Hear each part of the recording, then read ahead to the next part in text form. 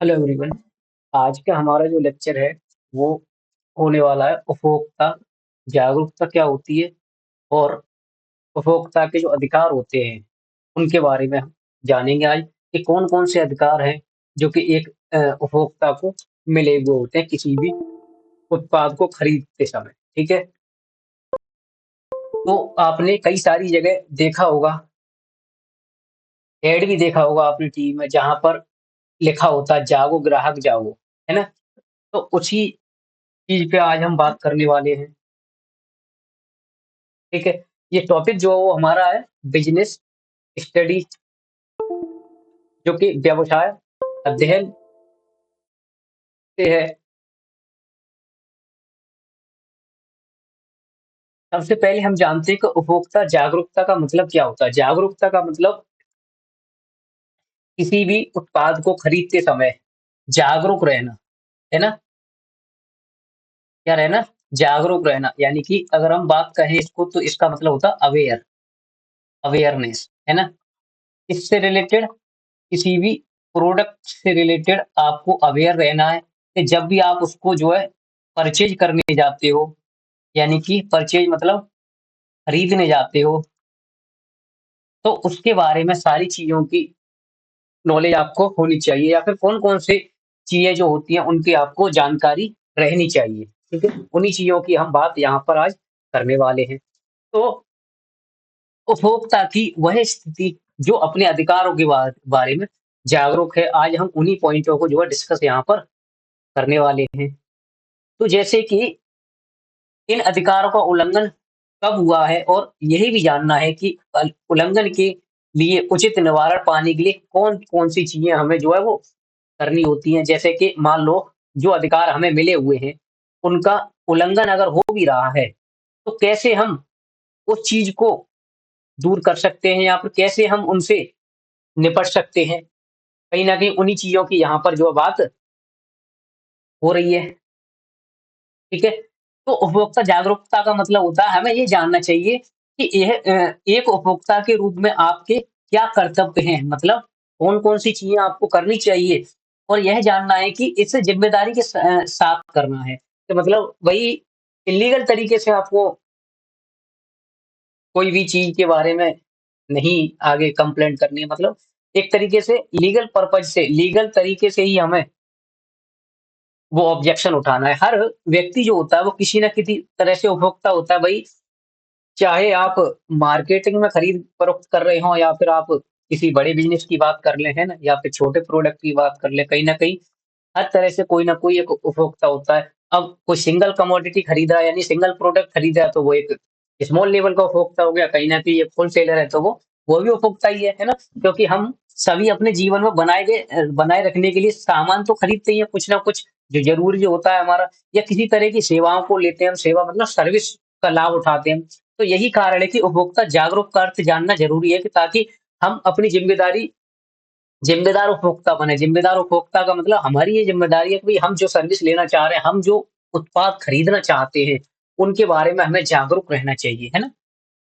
अब कौन-कौन से वो चीज़ें हैं जिनके बारे में हमें जागरूक रहना चाहिए। जैसे कि प्रत्येक देश अपने नागरिकों के लिए क्या है, अधिकतम सुरक्षा सुनिश्चित करता है। जैसे कि भई नए-नए निरे निरे बहुत सारे नियम कानून जो है बना दिए जाते हैं, जिनके बारे में उपभोक्ताओं को जागरूक रहना होता है ना? कि अधिकतम सुरक्षा हमें इस प्रोडक्ट से मिलने वाली है ना? ज़्यादा से ज़्यादा सुरक्षा हमें इस प्रोडक्ट से जो मिलने वाली है कहीं न कहीं। तो उनके लिए उपभोक्ता अधिकारों का अपना सेट निर्धारित कर देता है वो, कि ये अधिकार हम किसी भी उपभोक्ता को, है ना, प्रोवाइड करेंगे। तो उपभोक्ता जागरूकता का मतलब होता है कि उपभोक्ता के अधिकारों के अर्थ को जानना है। ये भारत सरकार द्वारा जो भी नए-नए नियम कानून बना दिए जाते हैं कि उपभोक्ता को ये अधिकार प्राप्त हैं, है ना? उन्हीं की बात कर रहे हैं हम यहाँ पर, कि भारत के लोगों के लिए 6 महत्वपूर्ण उपभोक्ता के अधिकार बताए गए हैं, और वो कौन-कौन से अधिकार होते हैं उनके बारे में हम एक-एक करके स्टडी यहाँ पर करने वाले हैं। जैसे कि जो है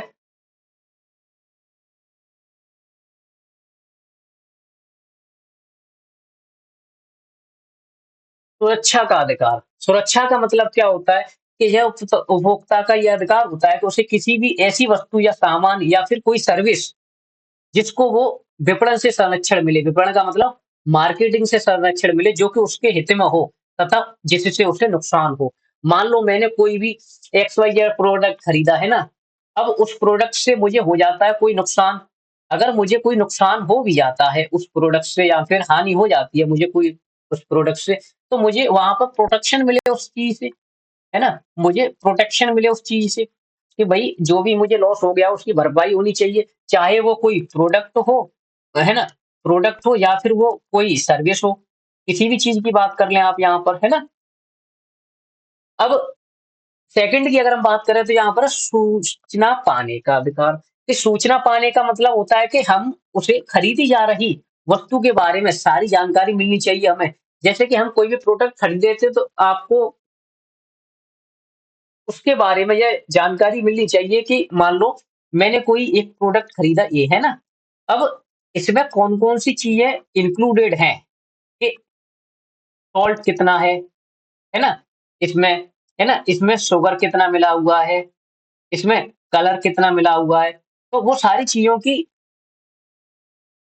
जानकारी हमें उसके प्रोडक्ट के बारे में होना चाहिए, जिससे कि उसकी क्वालिटी यानी गुणवत्ता, उसकी मात्रा, क्वांटिटी कि भई 250 ग्राम्स है ना?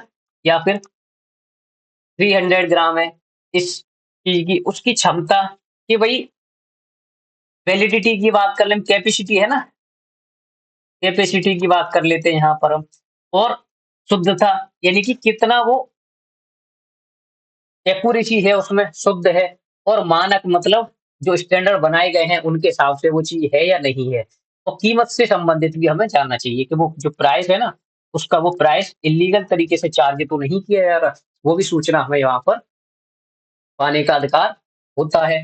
वहीं बात करें हम तो चुनने का अधिकार भी होता है कि मान लो मार्केट में 3 तरीके के प्रोडक्ट हैं, तो आप अपनी ज़बरदस्ती से कोई भी प्रोडक्ट को नहीं बेच सकते। यहाँ पर मुझे ये प्रोडक्ट खरीदना है या फिर ये प्रोडक्ट खरीदना है या फिर मुझे सी प्रोडक्ट खरीदना है। तो कहीं न कहीं मुझे चुनने का अधिकार होना चाहिए, है ना? कि मैं अपनी मनमर्ज़ी से कोई भी प्रोडक्ट खरीद सकूँ। कि बाज़ार तक उचित पहुँच होनी चाहिए ताकि वह चयनित वस्तुओं सेवाओं के बीच जो है सूचित चुनाव कर सके कि कौन-सा प्रोडक्ट हमें खरीदना है, हमारे पास वो ऑप्शन अवेलेबल होना चाहिए। हम ऐसा नहीं होना चाहिए कि यही वस्तु है, मार्केट में ये वस्तु अवेलेबल है, आपको यही जो है वो खरीदनी होगी, तो ऐसा भी नहीं होना चाहिए, है ना?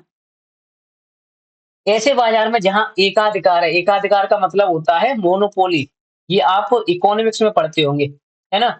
मोनोपोली का मतलब होता है कि यहाँ पर सिंगल सेलर होता है। यहाँ पर बेचने वाला जो होता है ना, विक्रेता जो होता है वो एक ही होता है। तो वहाँ पर तो प्राइस हाई चार्ज करे जाते हैं, क्यों? क्योंकि और कोई मार्केट में आपके जैसा विक्रेता है ही नहीं, है ना? तो वो चीज़ नहीं होनी चाहिए यहाँ पर। तो यह एकाधिकार किसी वस्तु या सेवा के लिए उचित मूल्य की गारंटी देने तक विस्तारित होता है, कि अगर एकाधिकार है भी, तो उस चीज़ के बारे में आपको इन्फॉर्म किया जाएगा। सुने जाने का अधिकार, तो कोई भी अगर डिफ़ॉल्ट है तो उस चीज़ के बारे में आपकी वो बात सुनी जाए, कि यह अधिकार उपभोक्ता को दिया जाता है कि अपनी चिंताओं को व्यक्त करे, कि भई जो भी प्रॉब्लम्स आ रही हैं आपको कोई भी उत्पाद खरीदते समय उसकी वो परेशानी जो समस्या है उसको सुलझाया जाए, तथा उपभोक्ता कल्याण के लिए विचारों और दृष्टिकोण को प्रस्तुत करने के लिए उचित मंचों तक अपनी बात कह सके, कि अगर मान लो मुझे बी प्रोडक्ट से रिलेटेड कोई भी जो है वो शिकायत करनी है ना? तो वो शिकायत जो है मेरी वहाँ तक कंप्लेंट दर्ज कराई जाए, है ना? निवारण पाने का अधिकार भी होता है, जब हम कोई कंप्लेंट कर देते हैं तो उसका निस्तारण भी होना चाहिए समय पर, है ना? उसका निस्तारण भी होना चाहिए समय पर।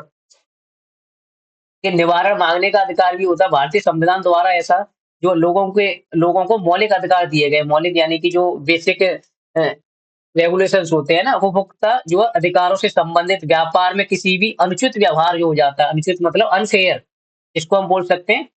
अनफेयर तरीके से अगर कोई बिहेवियर करता है हमारे साथ, है ना? तो वो सारी चीज़ें भी जो है वो यहाँ पर देखी जाती हैं। या फिर उपभोक्ता का शोषण हो रहा है तो उस मामले में जो निवारण पाने का अधिकार है वो भी उपभोक्ता के पास होता है, कि मेरी समस्या का कहाँ तक जो है वो निवारण किया गया है। वो सारी चीज़ें भी यहाँ पर देखी जाती है। उसके बाद उपभोक्ता शिक्षा का अधिकार भी है, तो उपभोक्ता को जो जागरूक रहना चाहिए, है ना? शिक्षा का मतलब यहाँ पर क्या है कि जागरूक रहना चाहिए कि उपभोक्ता शिक्षा में फैलाने और प्रत्येक नागरिक और उपभोक्ता को उपभोक्ता के अधिकार क्या हैं, यह बताने पर केंद्रित होना चाहिए, है ना?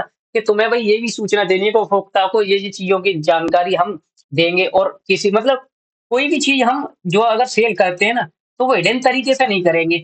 यानी कि उसको छुपाएँगे नहीं, सीधी-सी बात ये है। छुपाना नहीं है हमें, है ना? सभी उपभोक्ताओं को वो जानकारी देनी है हमें उस चीज़ के बारे में जो इस अधिकारों द्वारा सुनिश्चित की गई है। नेक्स्ट अगर हम बात करें उपभोक्ता के कर्तव्य की, तो कौन-कौन से कर्तव्य मतलब क्या करना चाहिए उसको? जिस तरह सरकार ने हर उपभोक्ताओं को अधिकार दे रखे हैं, तो उसी तरह उपभोक्ताओं की भी ये ज़िम्मेदारी बनती है कि वो जो कर्तव्य दिए गए उनका वो पालन करें। जैसे कि जितने ही उपभोक्ताओं की ज़िम्मेदारी के लिए महत्वपूर्ण है, उपभोक्ताओं को कुछ महत्वपूर्ण ज़िम्मेदारियाँ या कर्तव्य भी जो बता रखे हैं। जैसे कि उपभोक्ताओं को ये देख लेना चाहिए कि जो वो उत्पाद खरीद रहे हैं या फिर जो भी वो वस्तु खरीद रहे हैं मार्केट से, है ना? वो वस्तु जो है, वो अच्छी क्वालिटी की होनी चाहिए तथा उस पर एग मार्क या फिर आईएसआई का या फिर हॉल मार्क जैसे चिन्हित लगे होने चाहिए कि भाई आप भी अगर मार्केट से कोई भी चीज़ खरीदते हो ना, तो आपको भी देखना चाहिए कि उस चीज़ पे हॉल मार्क लगा हुआ है या नहीं लगा हुआ, है ना? वो प्रोडक्ट फेक तो नहीं है, तो ये भी जानकारी आपको होनी चाहिए। ये आपके देखने की चीज़ें हो जाती हैं। तो उपभोक्ता को हमेशा ये भी देख लेना चाहिए कि किसी भी उत्पाद के बारे में उपलब्ध सारी जानकारी देख और समझ लेनी चाहिए, जो सोच समझ कर चुनाव करे। जैसे कि अगर हम यहाँ पर एक एग्ज़ाम्पल लें कि आप मान लो मार्केट में गए क्या जो है दूध लेने के लिए गई, है ना? अब आपने तो उनसे बोला कि दूध चाहिए हमें, तो उन्होंने जो है 10 केजी आपको मिल्क दे दिया, है ना? 10 लीटर्स हम बोल सकते हैं इसको। अब यहाँ पर बात हुई आपने पर्पज़ नहीं बताया कि मैंने किस लिए ये जो है परचेज़ किया था, यानी किस लिए मैंने ये क्रय किया था और आपने वो काम में लिया और पता चला कि उसका ठीक से यूटिलाइज़ेशन भी नहीं हो पा रहा है ना? तो कहीं न कहीं आपको जो भी आप सामान परचेज़ करने जाते हो, तो उसके बारे में आपको सूचना पहले दे देनी चाहिए कि मैं इस प्रोडक्ट को खरीद रहा हूँ, तो मैं इसका यूज़ वहाँ पर करूँगा या फिर मैं किसी भी एक्स-वाई-ज़ेड प्रोडक्ट बनाने के लिए करूँगा, है ना? जिससे कि वो उस तरीके का आपको प्रोडक्ट डिलीवर करा सके, है ना?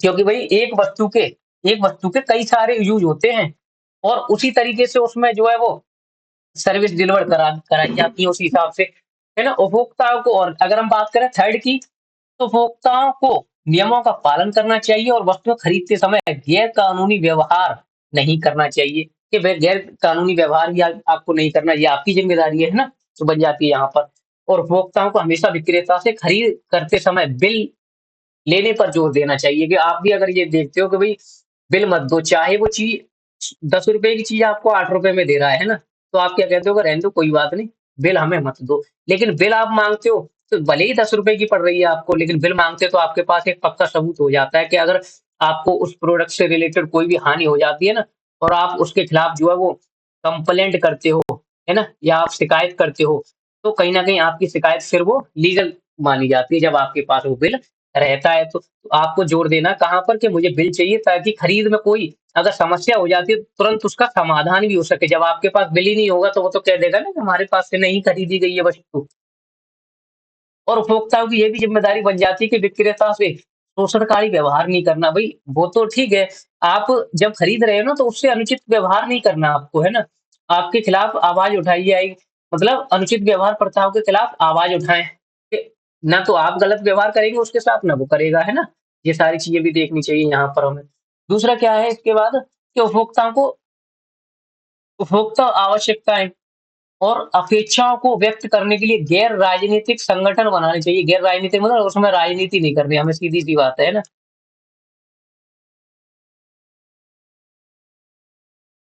अब भई इतनी सारी चीज़ें पढ़ने के बाद एक पॉइंट ये भी आता है कि क्या आप कौन-कौन सी चीज़ें ऐसी हैं जो कि आपको देखनी चाहिए जिनके बारे में आप जागरूक नहीं होते? जैसे कि कौन-कौन से पॉइंट ऐसे हैं कि कोई भी उत्पाद आप चुन सकते हैं और उसे कीमत पर बातचीत करने का पूरा अधिकार होता है कि भई जैसे कि मान लो वो अगर ₹20 चार्ज कर रहा है, तो ₹20 क्यों चार्ज कर रहा है? उस चीज़ की जानकारी भी आप यहाँ से जो है ले सकते हैं कि भई ₹20 नहीं, ये तो ₹15 की चाहिए या फिर ये जो है 18 रुपीज़ इसका प्राइस है ना? तो वो सारी चीज़ें भी आप यहाँ पर देख सकते हो। एक उपभोक्ता उचित रूप से स्वस्थ वातावरण की माँग भी पर्यावरण की माँग भी कर सकता है। उपभोक्ता वस्तुतः कहीं से भी शिकायत दर्ज करा सकता है ना? चाहे ऑनलाइन तरीका हो, चाहे ऑफ़लाइन तरीके से। उपभोक्ता वीडियो कॉन्फ्रेंसिंग के माध्यम से भी सुनवाई की माँग कर सकता है ना?